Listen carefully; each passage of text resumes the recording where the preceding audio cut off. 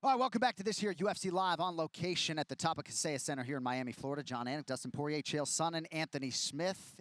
I have called this the second biggest night in UFC featherweight history. It is indeed moving night in the 145-pound weight class, and we are going to begin with a prediction involving the former interim champion Yair Rodriguez, about a 2-1 favorite as he welcomes Patricio Pitbull to the UFC for the first time. Dustin, who do you like?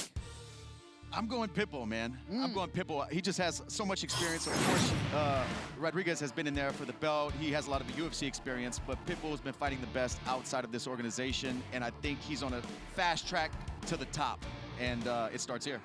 Chael, what do you think? Yair Rodriguez or Patricio Pitbull for you? I am taking Pitbull just because there's no room for error. At 37 years old, he does not have any room to get this wrong. I asked him about this fight. I looked in his eyes and I said, "Are you going to beat this man?" And he said, "Chael, I have to beat this guy." And there was something about it where I believe him.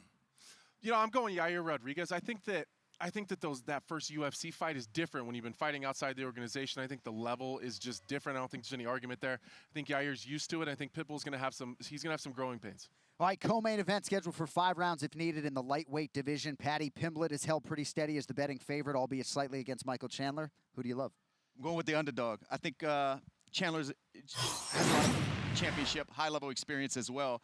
But his explosion, his explosiveness, his octagon, well, he doesn't usually use his smarts too well in there, but I think this time he's at a crossroads. It's a must-win fight, and he has to win this. I like Iron Michael Chandler. Listen, I think it might be a little bit sloppy, but I think it's going to be contested on their feet. I think Chandler's going to find an uppercut. I'm actually predicting Chandler to knock Paddy out. And calling the punch. Yeah, I'm going Michael Chandler because he has to win. I think his back is against the wall. This isn't one of these marquee guys with these big money fights that he's going to get a bunch of praise for losing, exciting. He has to win.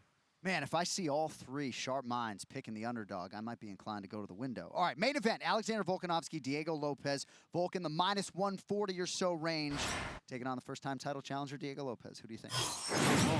I'm going Volk. Get his belt back. Put himself back in the position that he's been at for years and years and years, the world champion. I like Lopes in the fight. Listen, numbers just don't lie, and I think Volkanovski is too old to be world champion. Well, I think that Volkanovski is too smart to get into the game playing of Diego Lopes. I think that he's experienced and crafty enough. He can take the fight to a lot of places. He can be safe.